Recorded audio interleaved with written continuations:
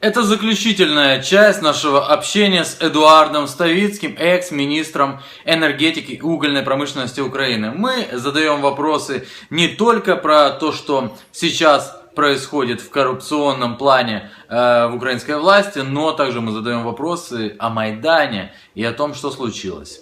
В свое время меня шантажировали, членов моей семьи, через адвокатов, через моих родственников на крупные суммы денег в связи связаны с моим уголовным преследованием. Вот больше добавить нечего. Да, действительно, помимо финансовой составляющей, видно, присутствовала еще составляющая получить максимальную выгоду от общения в части показаний. Так вот, я уже повторюсь, я уже говорил раньше в эфирах, от меня требовали показания заведомо подготовленные, еще раз говорю. Я готов дать любые пояснения по любому своему коллеге, но только правдивые. Или там те, кто были там выше меня по должности, это президент и премьер-министр, или вице-премьер, да? Но я не готов давать неправдивые показания. А ко мне было конкретно предложено, чтобы я дал показания на Януковича, Азарова, Арбузова, Иванющенко, еще я сейчас не помню. Ну, я боюсь ошибиться, вот именно эти лица все точно были. Ну, мне надо было говорить в коррупционных составляющих по тем или иным вопросам. Например, в деле по Межгорью мне надо было дать показания, что да, меня вызвал Янукович и дал мне такое поручение. И сказал, что надо сделать именно так. Этого не было. Как я могу опорочить человека? Более того, я ничего преступного не совершал. Повышение тарифов, это значит, кому-то что-то надо. Потому что то повышение, которое я увидел, но оно не соответствует ни уровню социальной защиты населения, ни экономическим показателям, ни даже просто рыночным показателям, которые существуют на данный момент. Я это напрямую связываю с вопросами, связанными с большим газовым делом, так называемым, которое сейчас началось в Украине. Я просто давайте опираться в своих суждениях на определенные факты. Повысились тарифы. Впервые, я хочу сказать, впервые за время независимости Украины тарифы для населения были подняты на так называемый коммерческий уровень. До этого никто этого не делал. То есть исходили из ситуации, которая была социально-экономическая. То есть, знаете, такое, пусть это и уравниловка какая, и не совсем рыночные отношения, не такие, как в Европе. Ну, позвольте, в Европе и социальная защита другая. Поэтому, соответственно, уровень доходности в секторах, которые так или иначе влияют на тарифную политику, он вырос. И вырос тоже в разы. Как вот в разы выросли тарифы, так в разы выросли возможности заработать на этом. Кому это выгодно, я думаю, в ближайшие 2 месяца мы все это увидим. И, судя по всему, если будет продолжаться давление на компании, добывающие, и будет смена собственников, то мы абсолютно точно можем понять, что в этих или иных компаниях запланированный был такой ход. Понимаете? А тарифы, они идут, как бы, я считаю, что используются в ситуации. Потому что тарифы это не только там газ влияет, это тот же уголь, это и другие генерирующие компании.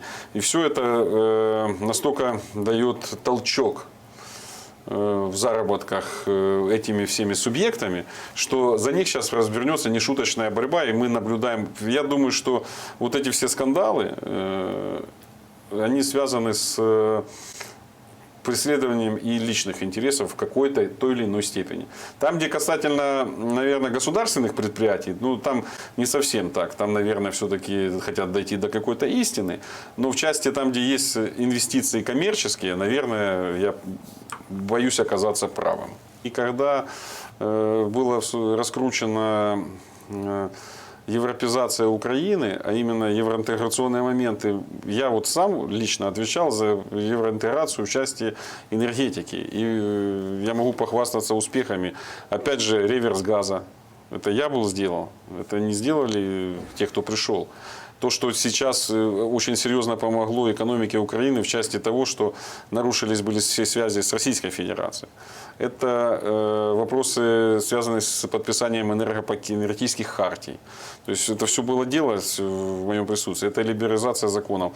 А потом, когда резко был разворот на 180 градусов, конечно, общество от этого закипело. То есть это было понятно. Сперва вышли студенты на улицу и все шли с евроинтеграционными лозунгами. Евроинтеграция, мы хотим в Европу, мы не хотим, там, чтобы нас там тянули в Азию, в Россию там, или еще куда-то. Мы хотим жить в Европе. А что такое Европа? Европа – это европейские стандарты. Что такое европейские стандарты? Это качество жизни, прежде всего. Получили что? Архикоррупцию. Ну, говорили, вот то правительство украло там миллиарды. А где они? Если вы пришли, вы не воруете. А где миллиарды? Покажите, пожалуйста. Вот возьмите по отраслям. Вы говорите, там воровали, значит, вы пришли, вы не воруете. Покажите, где прибавилось. Это же чистая математика. Что вы в итоге получили? Потерю территорий. Кому нужно было раскручивать со старта вот этот радикальный национализм, который привел к потере Крыма, а точнее испугу там 2 миллионов населения, что сейчас к ним... Вы же помните эти заголовки? Правый сектор едет в Крым. Там, зачем? Зачем это было сделано властью? Ну, к чему? Ну, надо было как-то по тихой воде это все успокаивать, общество примирять и говорить, что вот мы сейчас будем делать что-то. Раскрутка пошла, языковой барьер, этот закон отмена. Ну, в общем, сделаны такие очень серьезные, на мой взгляд, нарушения, как Конституции, так и общечеловеческие понятия, что привело к потере территорий и большой войне на Донбассе. Это больно очень. Но опять же, крах экономики.